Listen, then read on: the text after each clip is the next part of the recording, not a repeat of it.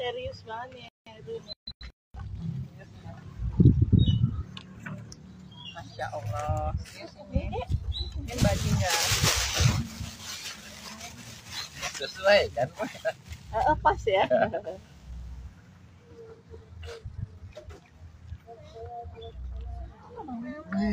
Aku lupa bawa bukunya dulu. Bawa bukunya dulu dong. Itu tadi ya. Udah live kita ya. Apa kopinya dimundurin saya? Oh gitu. dimundurin kemana Mbak? Maksudnya nanti biar Ke sini. kalau ngambil nggak kaguran, nggak canggung. Silakan. Jadi jangan ngomongnya Ayah, itu aja. nanti satu teh kan gede. Buka aja. Mana? Mana ya? Kenapa? Udah kayak pengajian. Waalaikumsalam. Kayak orang Salihara. Ini sudah live loh.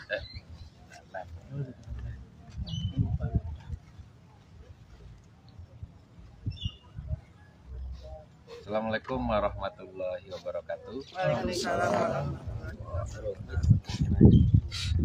Terima kasih teman-teman sekalian peserta Klub Buku Ferry Hilton. Ini pertemuan kedua kita membahas buku yang paling baru dari Ferry Hilton, baru diterbitkan 2022. Buku ini 5 kritikus yang mengubah cara kita membaca teks. Kira itulah 5 tokoh revolusioner di zamannya masing-masing. Tentu pengertian revolusioner ini dipakai Hilton luas ya. Dia revolusioner di zamannya karena membawa arah baru, bentuk keilmuan baru dalam membaca karya sastra. Nah, 5 tokoh ini bisa disebut sebagai peletak dasar kritik sastra modern. Jadi secara umum kritik sastra yang dipelajari di kita dalam artian yang modern, bahkan di dunia diletakkan fondasi-fondasinya oleh 5 tokoh ini. Nah, buku ini ditulis oleh Ferry Hilton. Wataknya seperti pengantar, tapi sebenarnya dia menjelaskan penjelasan-penjelasan yang bersifat mendasar tentang kritik sastra. Kalau kita baca mungkinlah buku semacam lebih dari 10 tahun terakhir, 15 tahun ini, buku-bukunya banyak judul-judulnya itu kayak buku-buku pengantar, how to read poem gitu ya. How to read, nah, pada dasarnya kalau kita lihat, ia sering mengulang-ulang keresahannya tentang kritik sastra di Inggris yang sudah tidak diminati gitu ya, atau bentuk-bentuk kritik sastra yang dalam tanda kutip dipengaruhi dengan perspektif cultural studies yang mengabaikan kualitas teks itu sendiri. Nah, itu kalau saya bacakan salah satu kutipan penting Hilton itu yang sering diulang-ulangnya dalam berbagai format berdasarkan apa yang saya kirim ke Mas Koto dulu nih, kutipan Hilton yang mana ya, kameranya boleh ke Aryo Kan yang mau kesalahan paling umum yang dilakukan mahasiswa sastra adalah langsung mencari apa isi puisi atau novel itu, sambil mengabaikan cara penyampaiannya. Isinya dicari, tapi cara menyampaikan isi itu diabaikan. Membaca seperti ini berarti mengabaikan aspek kesastraan dari karya itu sendiri. Pada kenyataannya, yang mereka teliti itu adalah sebuah puisi, drama, atau novel, bukan sekedar laporan tentang erosi tanah di Nebraska. itu dari buku. How to read literature. Poin penting dari kutipan ini adalah Sastra ya. apa yang membedakan laporan meletusnya Gunung Merapi oleh BMKG dengan novel tentang letusan gunung itu. Nah, satu perbedaannya bahwa di novel ia disampaikan lewat alur. lewat penokohan tertentu. Mengapa tokoh utama di novel tentang Gunung Merapi ini si A dan bukan si B misalnya. Itu menjadi poin penting. Dan seterusnya, dan seterusnya. Nah, di tengah melemahnya kritik sastra seperti itu, Terry Eagleton menulis buku 5 tokoh revolusioner yang mengubah cara kita membaca. Inilah 5 tokoh itu. T.S. Eliot sebagai kritikus sastra di sini ya, tetap disebut dia sebagai penyair. Nah, sebelum kita masuk ke satu persatu, ada tambahan dari Aryo secara umum bukunya. Nah, silakan Aryo. Iya, tambahan kalau dari saya hanya mungkin dari 5 tokoh ini kecuali T.S. Eliot gitu, yang ditekankan juga oleh Terry Eagleton adalah bagaimana 4 orang lainnya kecuali T.S. Eliot berasal dari satu kampus yang sama. Mereka adalah lulusan dari Cambridge dan mereka juga semuanya PhD-nya itu di Cambridge dan PhD-nya itu tentang sastra Termasuk meskipun Terry Eagleton. ya jelas dia dari satu kayaknya kalau nggak salah. Dan Terry sendiri itu di pengantarnya menekankan bagaimana sikap revolusioner dari keempat orang ini itu lahir dari ketidakpuasan mereka terhadap sebetulnya itu bisa dibilang Kurikulum ya Cambridge. kurikulum pengajaran sastra di Cambridge yang pada saat itu ya tentu saja dipengaruhi oleh keadaan sosial politik yang terjadi waktu itu. Mereka kuliah itu kisaran awal abad ke-20 dan itu sekitaran Perang Dunia. Nah itu menjadi semacam dorongan mereka untuk mencari semacam cara pengungkapan baru dan alternatif dalam kritik sastra. Dan mungkin itu dulu ya Bu ya, pengantar yang bisa aku tambahkan. Oke. Selebihnya tak bukan. Ya. Silakan lihat catatannya Aryo kalau ada poin-poin yang belum disampaikan.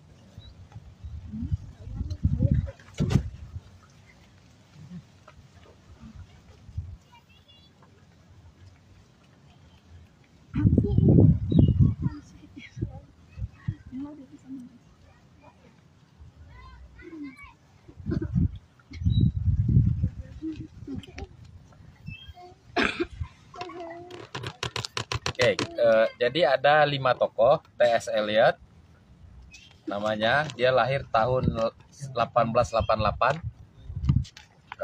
Lalu Rickards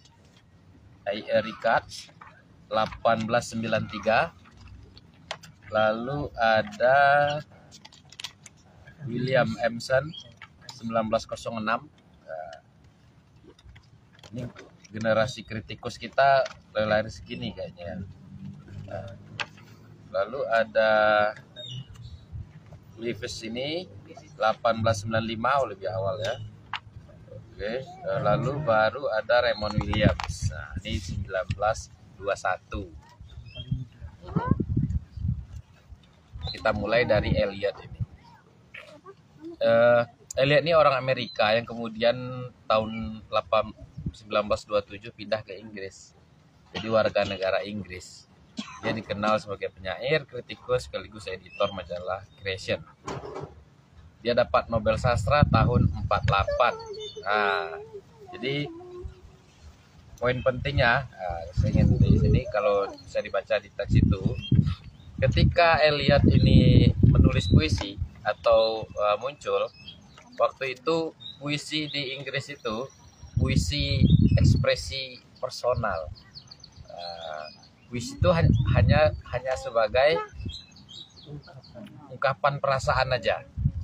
Jadi ada semacam kultus individu, maksudnya keresahan personal itu penting sekali gitu. Dan puisi hanya sebatas semacam campuran antara curhat dan apa namanya? Dan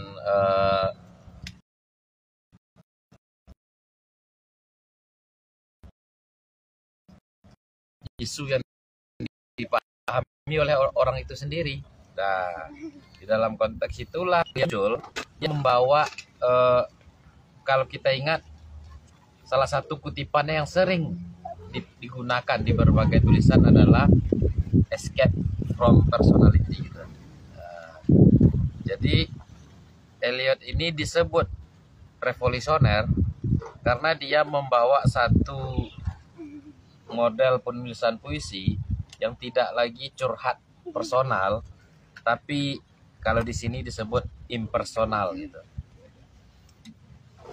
Baginya selalu ada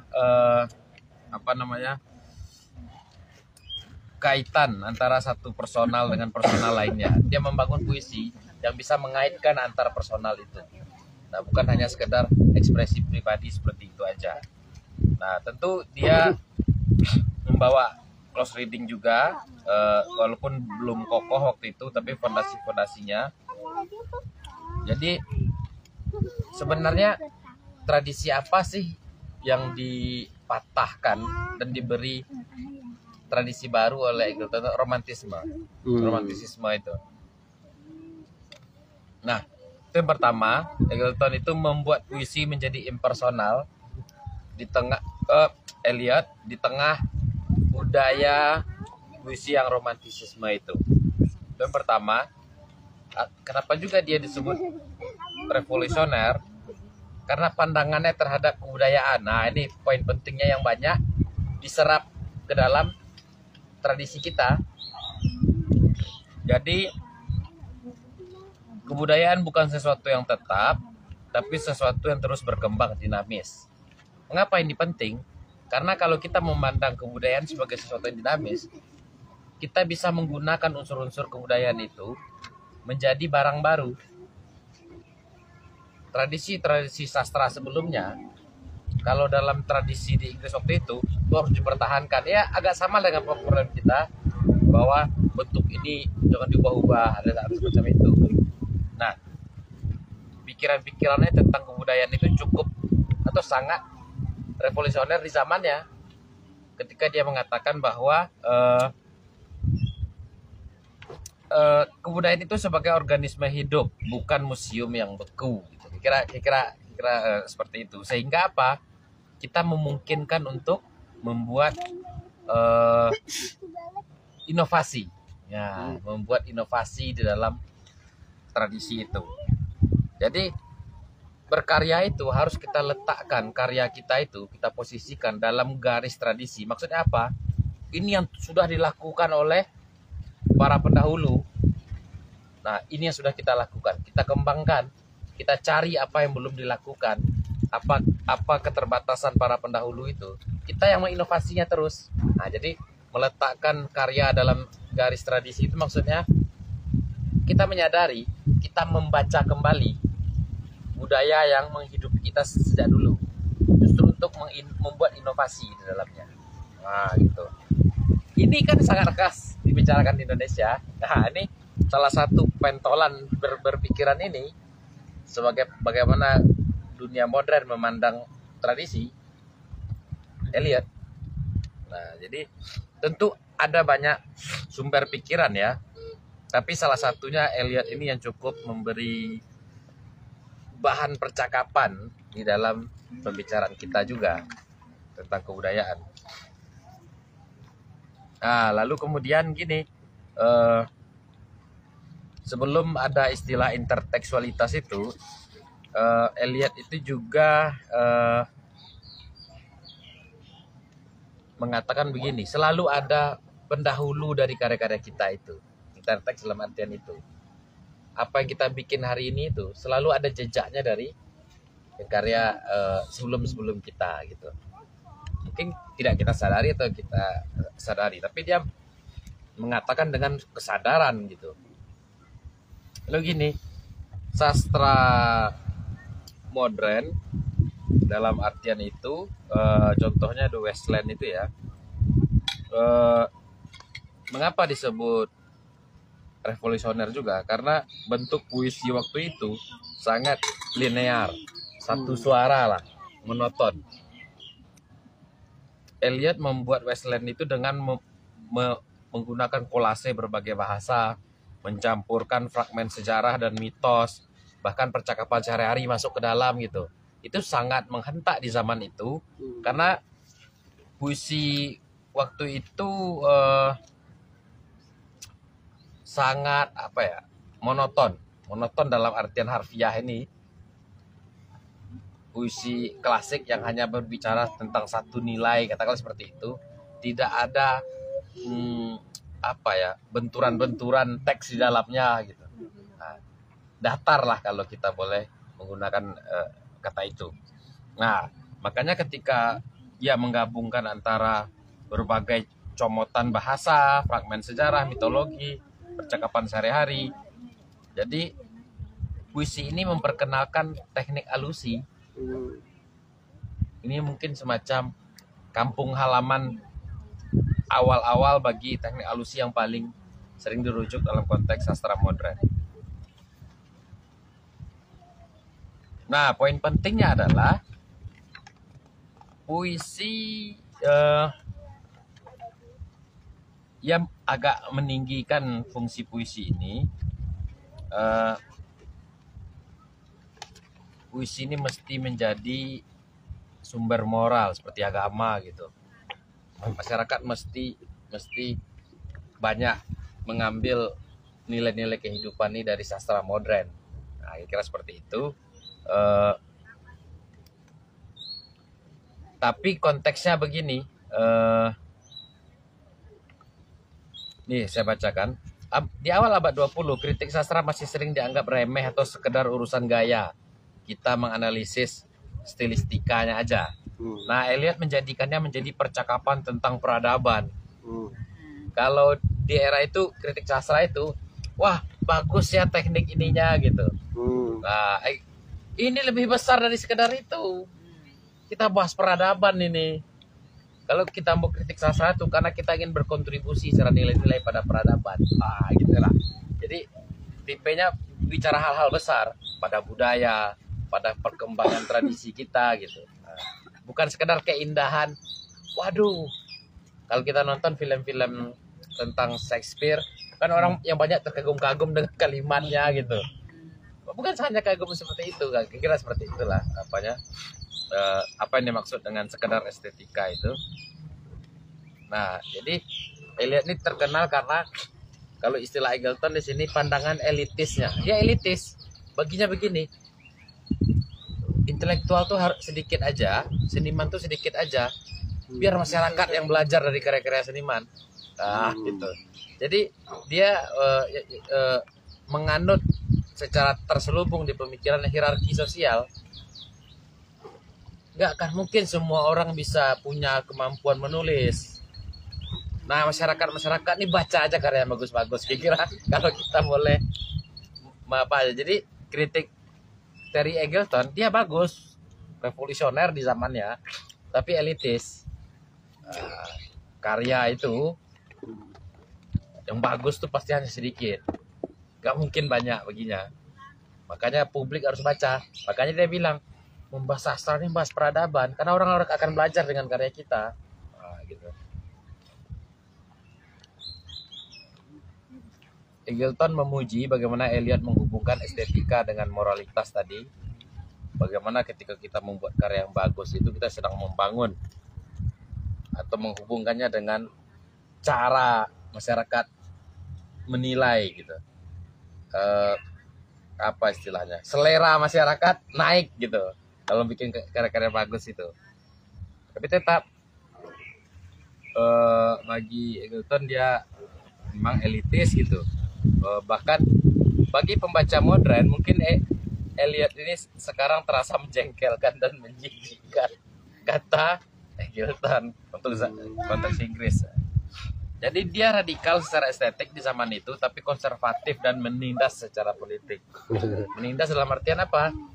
Itu tadi, dia nggak percaya publik umum ini bisa bikin karya bagus atau cukup belajar aja dari karya-karya bagus gitu. Tambahan Aryo apa terkait Eliot ini? Ya, di Eliot ini mungkin dimulai dari pertanyaan kenapa Elliot sangat elitis gitu. Ya, oke. Nah itu bisa dicari jejaknya saat bagaimana Elliot ini lahir dari, karena di sana Eagleton juga memberikan satu analisis sosiologis untuk T.S. Eliot ini. Jadi Eliot itu lahir dari keluarga, bapaknya itu politisi di satu area di Bangsawan Bangsawan lah di Missouri gitu, aku lupa nama kota tempatnya. Dan dia juga punya pabrik atau perusahaan apa ya, aku lupa ya. Pokoknya dia dari keluarga yang sangat kaya dan dia dididik dengan dengan cara-cara bangsawan yang noble gitu, dan akhirnya muncullah beberapa pandangan elitis Eliot ini tentang masyarakat, bahwa ya itu tadi ya sama kayak priai di sini mungkin ya, kalau melihat masyarakat yang berada di bawahnya gitu, kayak ya mungkin kalau Jawa kan lebih kasar lagi ya, ngelihatnya kayak ya udah binatang aja gitu. Nah, ini Eliot. Ini saya yang ngomong Jawa, tenang aja. Ini kan saya. Ini kan kalau priai Jawa gitu kan punya pandangan-pandangan seperti itu. Nah, Eliot ini ya Sentimen priai ini. Wih, bahaya Bu. Kondisinya lagi genting ya. Ya itu mungkin salah satu kenapa Eliot bisa sangat elitis gitu dalam memandang satu karya di dalam konteks sosial politik. Mungkin itu aja Bu. Oke. Nah, itu Eliot. Jadi dia tentu ada ya karakter-karakter Eliot ini dalam sastra Indonesia, dalam kita. Saya di sebagian sisi ternyata saya sangat Eliot juga di bagian tertentu. Dalam tanda kutip ya, apa yang dikritik dari Eagleton ini seperti mengkritik saya sendiri juga sepertinya nih. Kita berbicara sastra itu berbicara peradaban gitu kan. Nah, Sastrawan. enggak di dalam saya sepakat misalnya gitu. Sastra yang bagus sudah banyak berarti ya. Nah itu nggak berani kita. Lalu ada Ricard sini. Nah Ricard sini ya, dia tahun 1893 nih. Lebih tua 4 tahun dari Tan Malaka ini.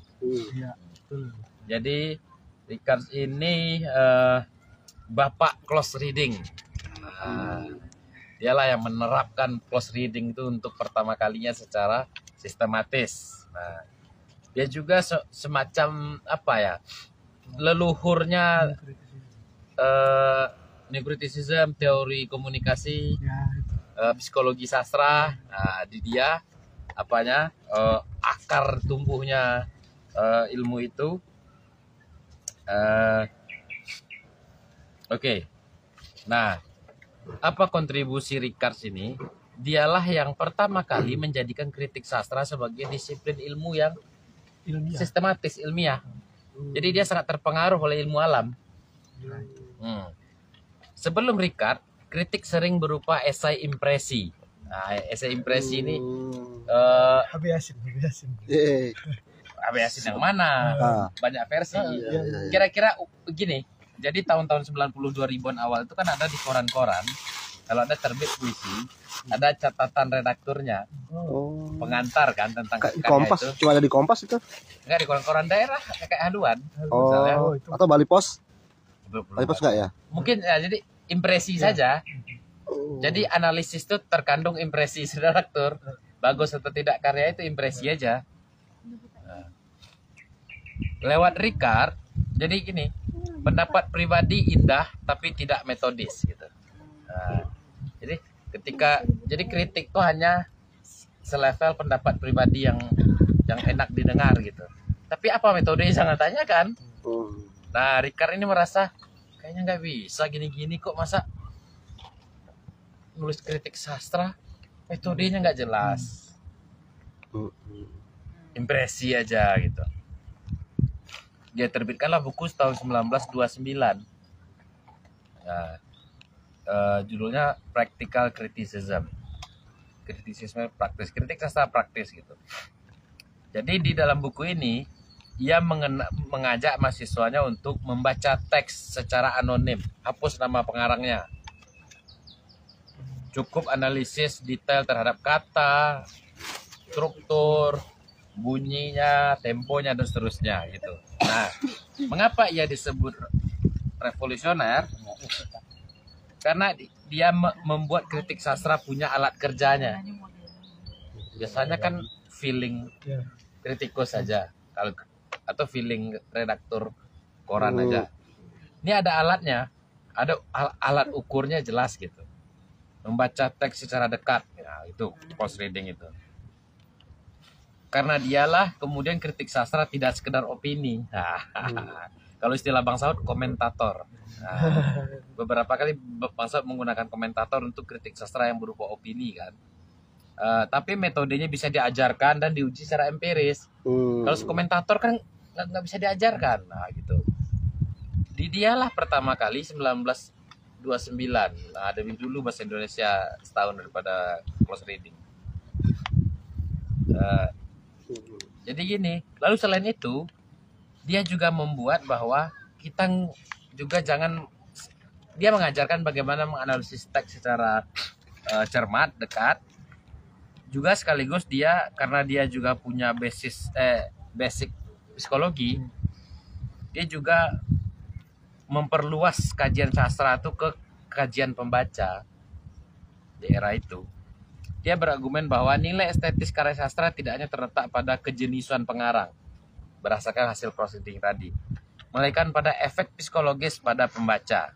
Nah, dia menggunakan psikologi modern,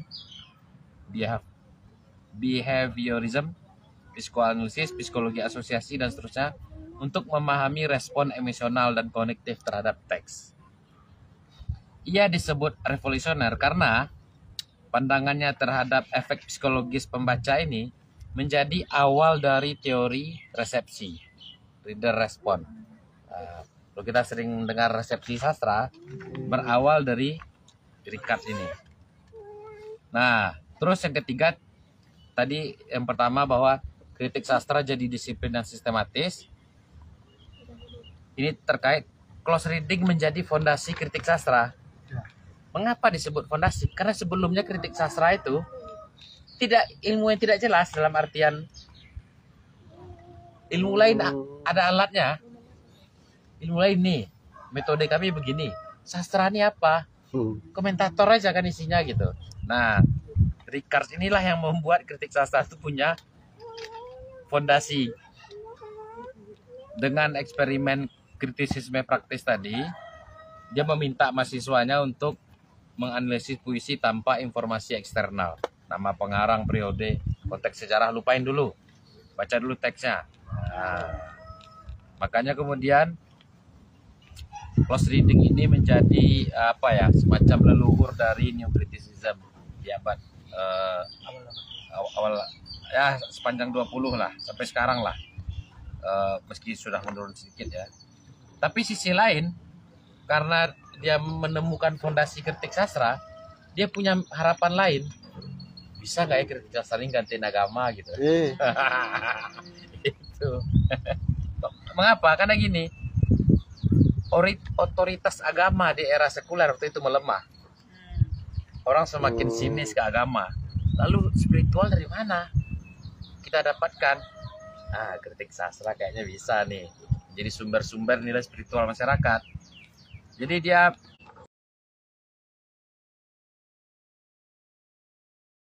komunitas nih. Komunitas piranti, komunitas penyelamat budaya kan. LSM sekali ya. Ya. Jadi dengan adanya analisis sastra, masyarakat tetap dapat panduan moral, nilai-nilai hidup gitu. Nah, jadi bagi Eagleton dia revolusioner karena dia membawa kritik sastra ini nggak hanya di kampus. Jadi kritik sastra itu nggak hanya di kampus, tapi juga jadi perdebatan publik karena dia ingin berharap kritik sastra itu bisa gantiin agama, bukan sebagai sesuatu yang disembah, sebagai sumber nilai. Nah, bukan berarti harus ada nabi barunya gitu. Jadi karena apa yang dikerjakannya sejak awal tadi, banyak muncul interdisiplin baru. Tadi ada reader response ya. Jadi karena dia inilah kemudian studi sastra, ilmu sastra berkaitan dengan studi bahasa, berkaitan dengan studi simbol, berkaitan dengan ilmu komunikasi. Nah, karena berbagai hal yang dikerjakannya lah tadi. Dan anehnya, memang aneh sih untuk zaman itu, bersama betapa lapangnya waktu orang ya. Semua dibaca. Dan bisa 3 ilmu loh yang diurusnya.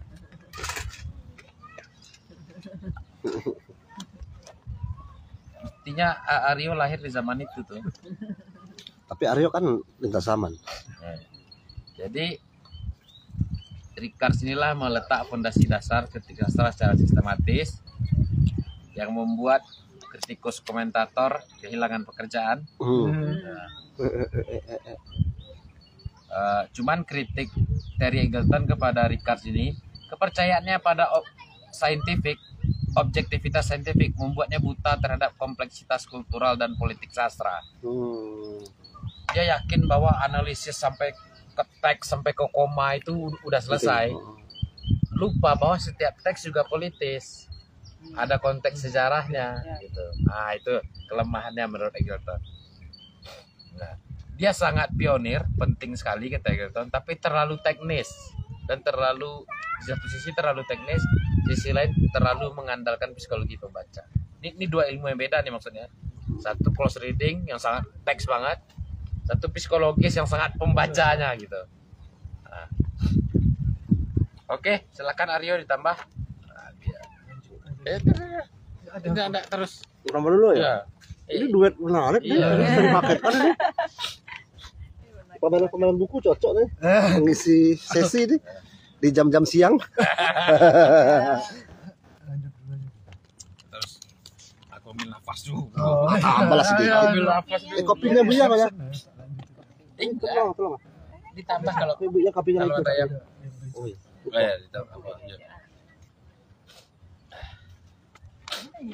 Kelihatan. Yang selanjutnya William. kritikus selanjutnya William Epson. Nah, William Epson ini Itu dia. lahir tahun 1906.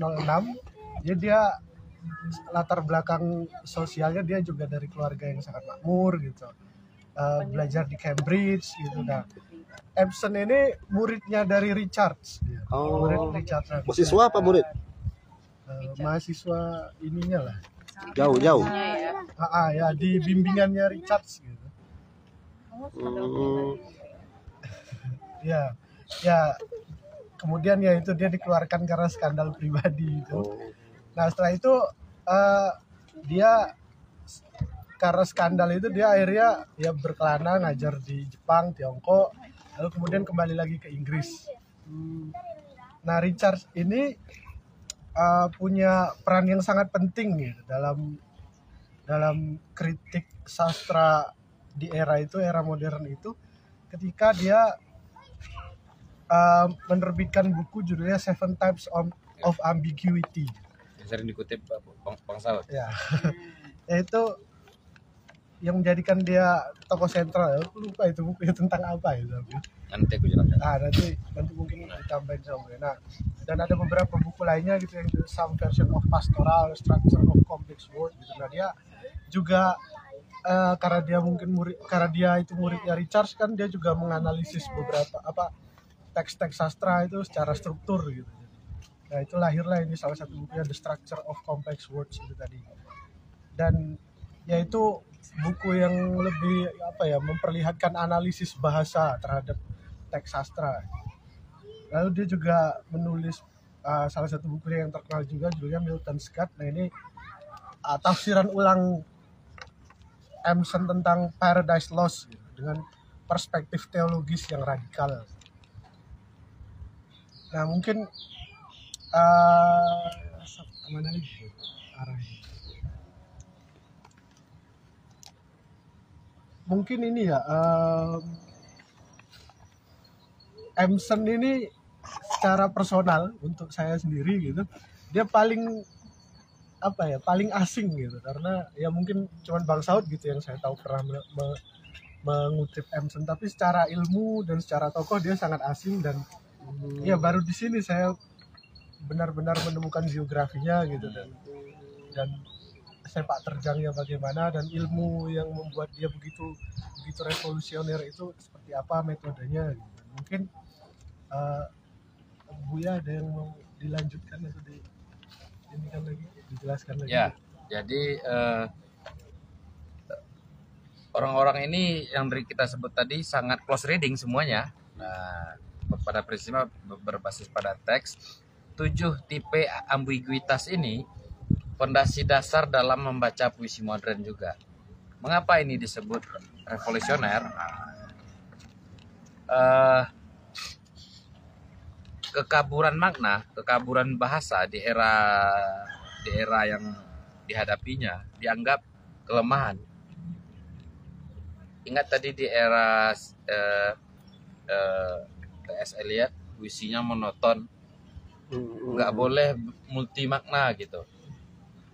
Kalau ambigu, maksudnya ini atau ini sih dianggap kelemahan, nggak jelas ini maksudnya. Nah gitu. Justru William Emerson ini justru meletakkan fondasi bahwa ambiguitas itu fondasi puisi. Puisi diciptakan untuk membangun ambiguitas. Mengapa ambiguitas penting? Karena ambiguitas itulah yang bisa merekam kompleksitas kehidupan. Kompleksitas mana? Jadi 7 tipe ambiguitas ini, mulai dari ambiguitas sederhana sampai yang kompleks sekali. 7 lapis makna. Nah, ini buku yang penting sekali. Jadi ketidakpastian makna itu maksudnya adalah dia bisa ini juga bisa itu. Bagi Emerson ini justru membuat puisi itu lebih hidup, lebih jujur terhadap pengalaman manusia. Apa yang dimaksud lebih jujur itu?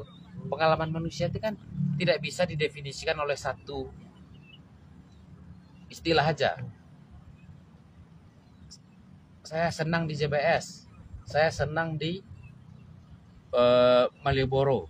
Itu kan bukan dua kesenangan yang sama. Pengalaman manusia, perasaannya itu kompleks sekali. Ambiguitas lah yang bisa merekam itu. Ya.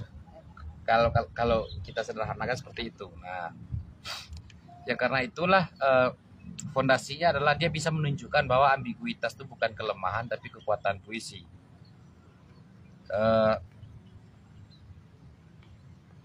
Jadi karena dia membuat klasifikasi ini, generasi setelah itu belajar bahwa komentar subjektif itu benar-benar tidak berguna gitu. Karena dengan kita melihat bagaimana lapisan maknanya, ini jauh lebih kaya daripada sekedar uraian-uraian opini saja. Nah, karena itu juga Emerson ini dianggap berhasil menunjukkan bahwa puisi itu bisa menjadi cermin dari kompleksitas pikiran manusia.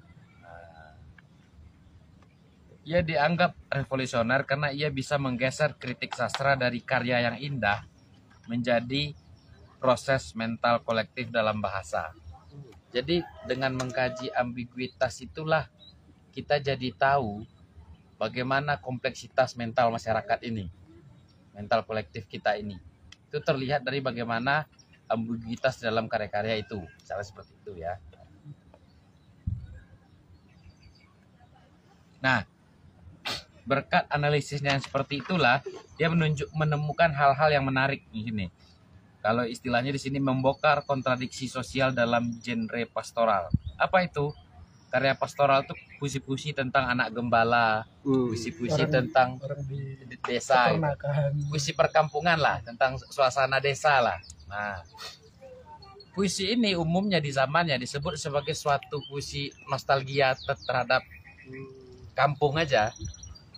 Puisi-puisi yang genre ini.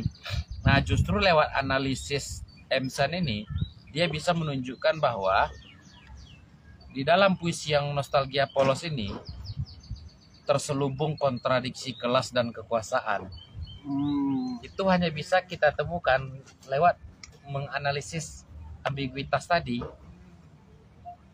Misalnya begini, kehidupan sederhana para gembala sering dipakai untuk membicarakan atau menghibur kelas penguasa. Nah, kritik sastra ini menjadi penting, M. Chan ini, karena dia membuka pintu kritik sastra sebelum kritik sastra materialis sebelum cultural studies lahir. Jadi kalau kita melihat bagaimana orang mengkaji puisi dan membongkar struktur ideologi di dalamnya, dialah yang memulai awalnya. Sekarang kan populer anak-anak cultural studies ya, mengkaji itu. Nah, apa ideologi teks? Film ini apa ideologinya? Novelnya apa ideologinya? Kira gitu ya. Relasi kuasanya gitu ya. Kira semacam itu. Benih-benih awalnya di dia ini.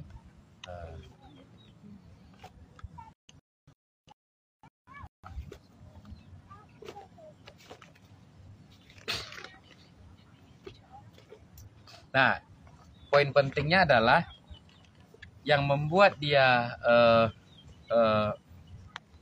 revolusioner di zamannya, karena dia tidak hanya menjadikan kritik sastra sekedar membedah teks, mengklasifikasikannya. Kritikus itu juga memproduksi makna. Kritikus itu menemukan makna di dalam, memproduksi makna di dalam, bukan sekedar mengklasifikasikan aja. Ini judulnya ini, kata sifat yang digunakan ada 10, bukan gitu. Jadi kalau kata Eagleton, kejeniusan M. Chan ini menunjukkan bahwa puisi selalu lebih dari sekedar apa yang tampak.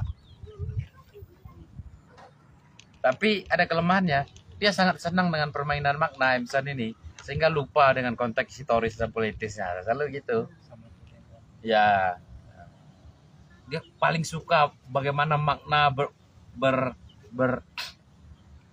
liar di dalam puisi itu. Itu paling senang M. Chan ini. Tapi kurang politis melihat bahasa gitu. Oke. Levis ini kritik moral kalau tidak salah. Ya. Silakan. Ya, yang selanjutnya ada Selanjutnya. Ya. Ada F.R. Leavis, nama panjangnya Frank Raymond Leavis. Ini lahir tahun 1895, zaman dengan Richard Study langsung menempuh studi di Cambridge. Nah, Leavis ini dengan istrinya yang juga seorang kritikus, saya pada gitu. Dia membangun reputasi, mereka berdua ini punya reputasi sebagai kritikus yang sangat galak gitu di zamannya, dan reputasinya ini juga dibangunnya di lingkaran akademisi sastra di Inggris. Nah, mereka ini sebetulnya ya Leavis ini mendirikan jurnalnya seperti ini. Dari judulnya aja udah ini ya, udah apa ya, penyaringan, pengawasan gitu mungkin juga ya, saring penyaringan gitu. Nah, itu jadi semacam wadah kritik sastra, tapi dia juga punya sejarah bahwa kritik sastra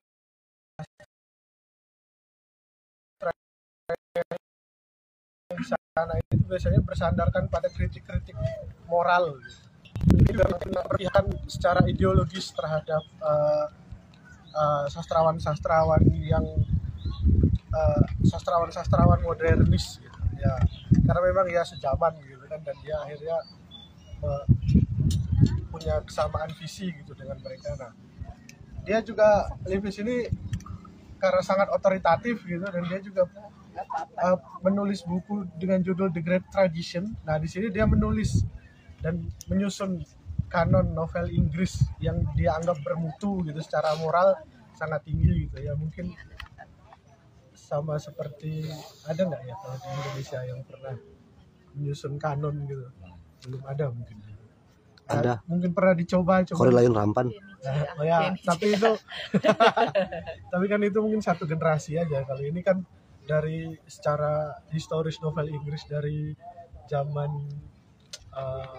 siapa gitu, aku lupa, sampai akhirnya di zamannya dia itu. Kanon terakhirnya angkatan 2000 kalau di lain rapat.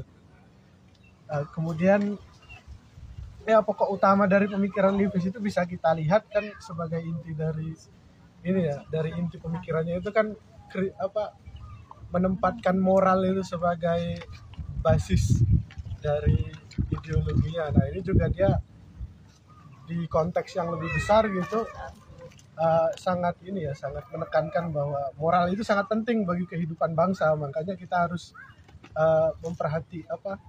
melihat karya sastra itu ya dari segi moralnya gitu. Jadi dia ya mungkin dari karya sastra yang dianggap vulgar, dianggap yang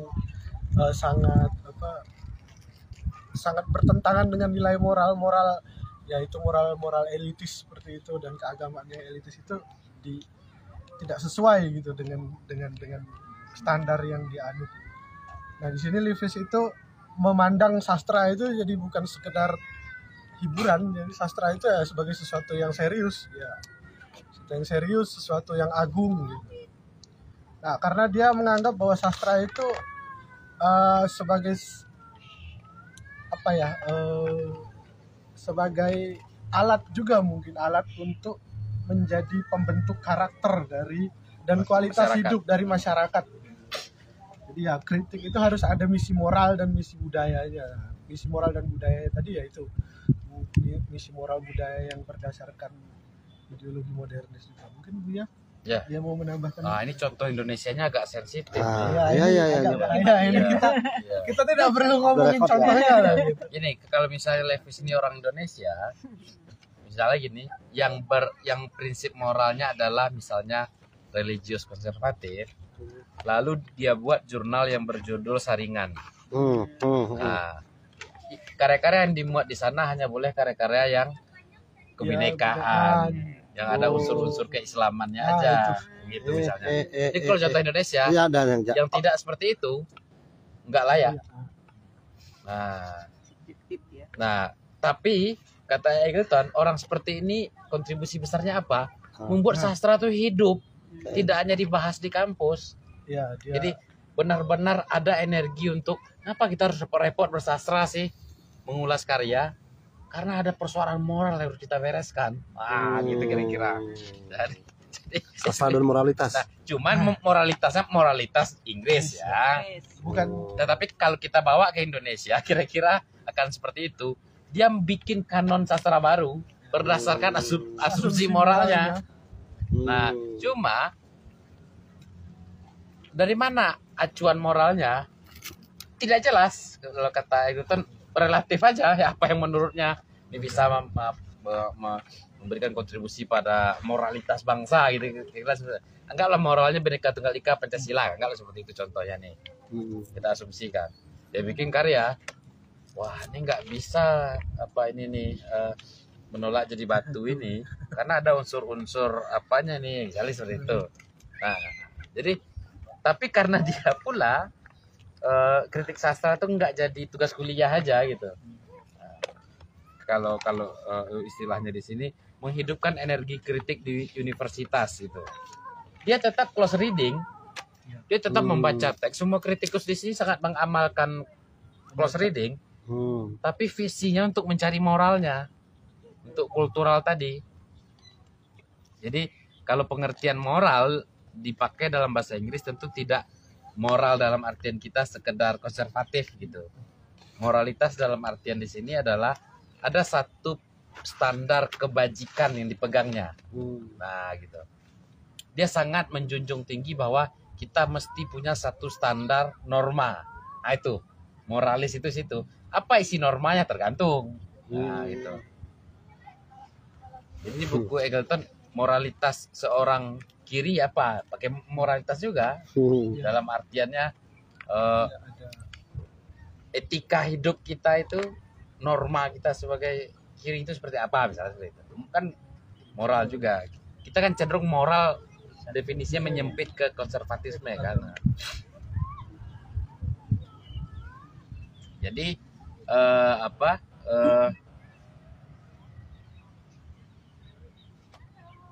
salah satu konteks sosial yang bikin gerahnya Livis ini adalah dia gerah dengan industrialisasi, pop culture gitu. Nah, kayak gini nggak ada nilai moral, dekadensi moral gitu lah kira-kira dia. Dia kan krisis moral apa, karya apa ini gitu. Nggak ada keluhuran. Itu. Adiluhung. Secara moral harus adiluhung, harus luhur lah.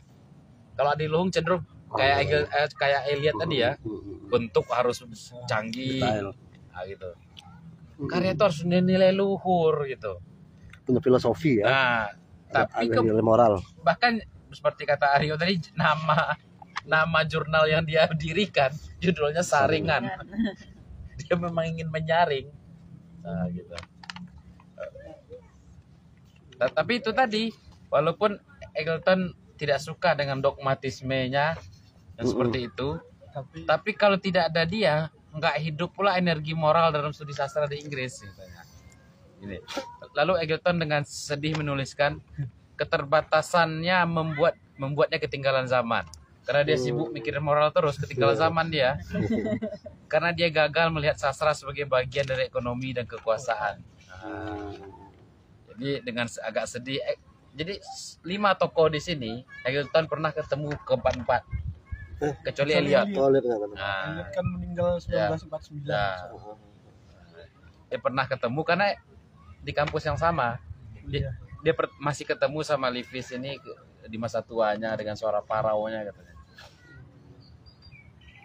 Jadi kata Eggleton mengkritik Livis ini seakan-akan kalau dia berbicara tentang kritik sastra, seakan-akan kritiknya itu objektif, padahal hanya preferensi partisan aja gitu. Maksudnya dia nggak jelas fondasi moralitasnya apa gitu. Lalu Raymond William, gurunya Terry Eggleton. Terakhir. Ini Bapak Cultural Studies. Versi kritis. Versi Marxisnya. Versi Marxis. Sebelum dipengaruhi postmodern. Oke Aryo, lanjut. Ya, ini kalau Biar putar kamera ke Aryo dulu. Buya dulu S2-nya Cultural Studies. Ya. Pemancingnya bagus juga ya. Anak Cultural Studies itu pasti kenal banget lah dengan Raymond Williams. Masa? Apalagi Marxis. Raymond Williams ini dia orang Wales gitu. Dia Kelas pekerja. Kelas pekerja orang Wales ya, senegara sama Gareth Bale lah kalau di bola gitu. Nah, dia dari keluarganya itu kelas pekerja buruh di kereta api ya, buruh di perusahaan kereta api gitu. Nah, dia kuliah di Cambridge itu karena beasiswa apa gitu, saya lupa nama beasiswanya itu ada.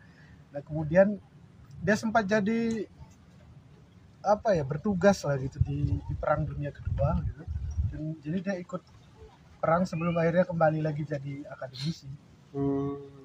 Nah, dari semuanya itu yang masuk ke kategori kelas pekerja menengah ke bawah proletar itu ya cuman Raymond William ini. Nah, dan dia ini ya makanya dia kan sangat Marxis gitu, dan akhirnya dia juga latar belakang sosialnya itu membuat dia punya prinsip yang sangat radikal kiri gitu ya. Nah, dan akhirnya pengalaman dia yang mengakar sebagai seorang yang dilahirkan dari kelas pekerja itu membuat itu juga jadi salah satu dorongan dia membuat kalau semuanya pernah dengar ada istilah generasi New Left gitu, kiri baru gitu, yang akhirnya mendirikan jurnal namanya New Left Review gitu. Nah, itu akhirnya yang jadi fondasi dia memilih untuk menjadi Marxis itu ya latar belakang ini. Nah, Williams ini yang paling terkenal tentu saja ini ya, bukunya yang Culture and Society itu pasti dikutip gitu biasanya kalau anak Cultural Studies nulis tesis disertasi karena itu Heru juga waktu ya? Enggak. Kan Tan Malaka kan beda ini tahu. itu ini gagasan dia menulis tentang perkembangan gagasan kebudayaan dari abad ke-18. Jadi itu udah masa revolusi industri atau belum ya? Nah, Williams itu banyak menyoroti perubahan dalam beberapa kebiasaan, atau bisa dikatakan kebiasaan atau perubahan sosial yang terjadi di masyarakat itu dalam hal-hal kayak komunikasi, pendidikan, dan budaya. Ya seperti yang dibilang tadi, jadi dia menggunakan konsep Marxis gitu untuk menganalisis perubahan yang terjadi di masyarakat dalam konteks budaya. Nah, Williams ini juga di salah satu tulisannya gitu memperkenalkan satu konsep yang sampai sekarang saya masih belum paham gitu. Namanya structure of feeling nih, juga struktur perasaan. struktur perasaan gitu. Karena ini rumit banget, yang dikaji itu kan sesuatu yang bisa dibilang non material gitu. Karena kan kalau Marxis pasti melihatnya sesuatu yang material gitu kan. Nah, ini dia mengkaji struktur perasaan. Nah, itu mungkin Buya gitu bisa menjelaskan. Nah, pokok utama dari pemikiran Williams ini adalah melihat sastra sebagai bagian dari budaya material itu tadi. Jadi sastra itu nggak bisa dilepaskan dari proses bagaimana dia diproduksi secara massal gitu, bagaimana dia diserap oleh publik gitu. Nah, jadi bisa dibilang Raymond Williams ini ya melampaui kritik atau pandangan dari guru-guru sebelumnya itu, yang mana mereka masih melihat sastra itu sebagai sesuatu yang hanya ada di dalam lingkaran kebudayaan dan kesusastraan saja. Nah, Raymond Williams ini melampaui itu, jadi dia melihat sastra itu dilihat ya dari unsur ekstrinsiknya gitu, dari perbincangan atau dialektika yang terjadi di akademik. Nah,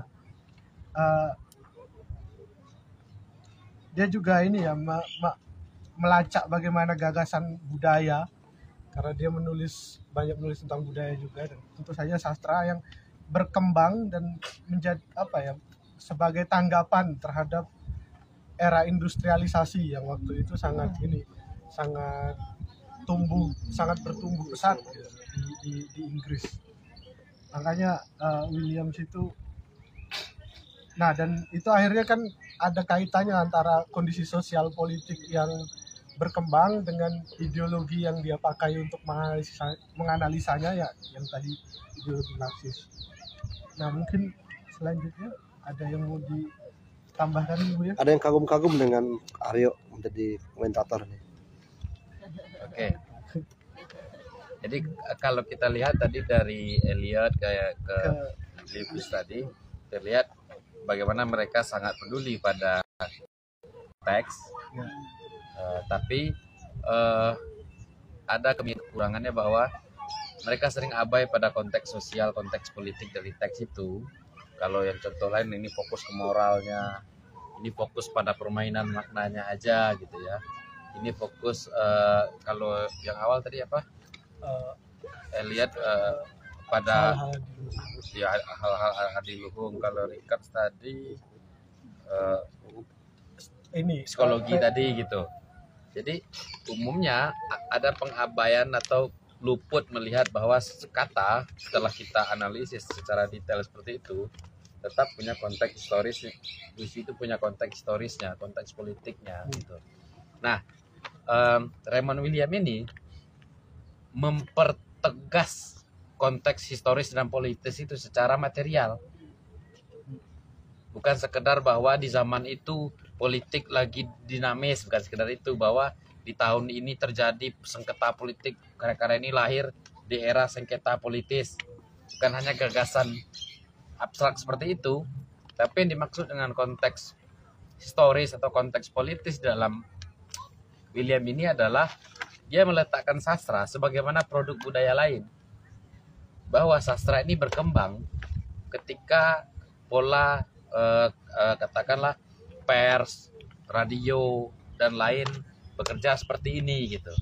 Nah, dia letakkanlah sastra ini di antara produk budaya yang lain.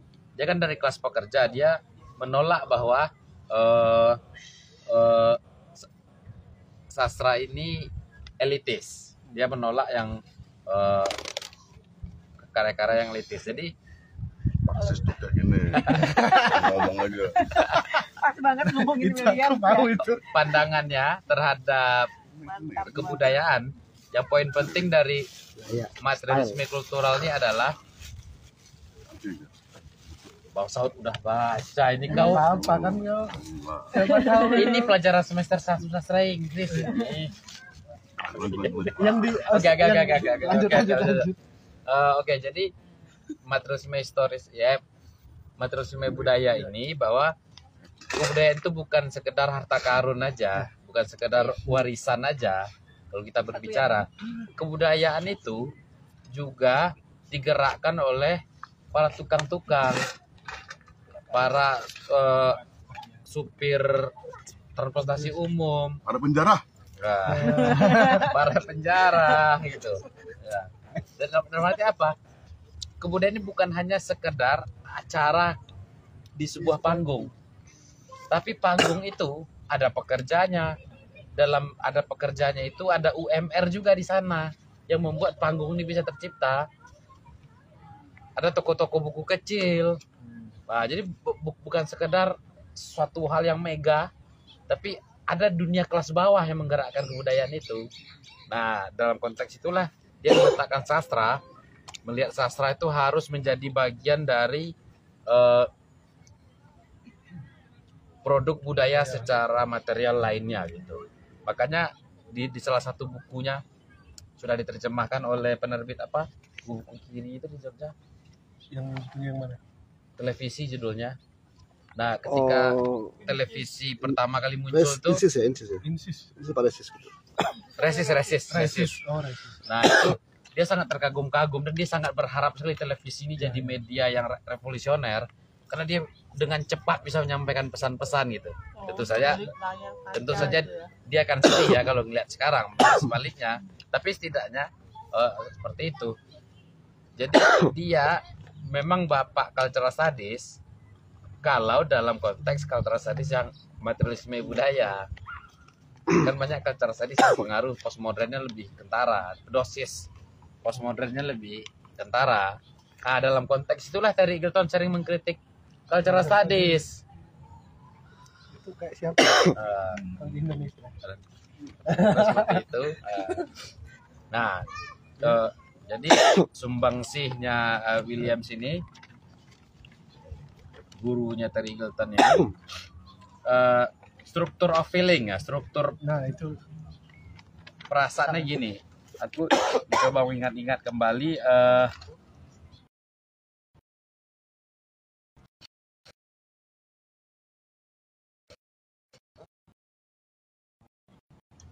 Jadi ketika dibaca suatu apa ya, kan emosi kolektif yang belum diberi katakanlah di luar konsep-konsep pelabelan yang umum gitu. Nah, tapi makanya Eagleton agak apa di sini. Ini ukurannya memang tidak terlalu jelas nih struktur of feeling ini. Tapi contohnya puisi-puisi kelas pekerja Inggris gitu. Di dalam nyanyian-nyanyian itu terlihat sekali bahwa desakan untuk ingin segera melakukan perubahan besar itu terasa gitu. Tapi dia belum menjadi ideologi ya itu. Struktur of feeling itu baru suatu gejala yang tampak pada sekian banyak karya. Nah, tapi belum terkategorikan, belum terinstitusionalisasi gitu dalam konteks ini. Nah, jadi membingungkannya karena kita memang kalau kata Eagleton dalam hal struktur of feeling ini kecenderungan Williams agak kurang marxis ya di sini katanya. Agak gituin guru ya kan. Karena ukuran material dari perasaan ini yang ya kalau kata kalau istilah Eagleton ini kurang radikal. Nah, istilah itu terlalu humanis dalam hal ini gitu. Jadi dia mengkaji sastra itu seperti bukan seperti meletakkannya di dalam konteks politis konteks historis yang secara basis materialnya terlihat gitu. Jadi ketika menulis puisi seperti ini, seperti A misalnya kan, itu tidak bisa dilepaskan dari kecenderungan kebutuhan masyarakat di sosmed. Gitu. Jadi dia Williams akan melihat hubungan itu, bahwa puisi-puisi terkenal ini kan meresonansikan kedangkalan sosial media, bahasa sosial media misalnya. Itu kira jawaban di depan kameranya. Contohnya harus mati dulu kameranya. Oke, terima kasih.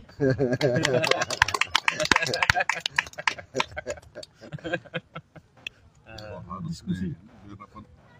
Belum mati. Belum mati. Hidup.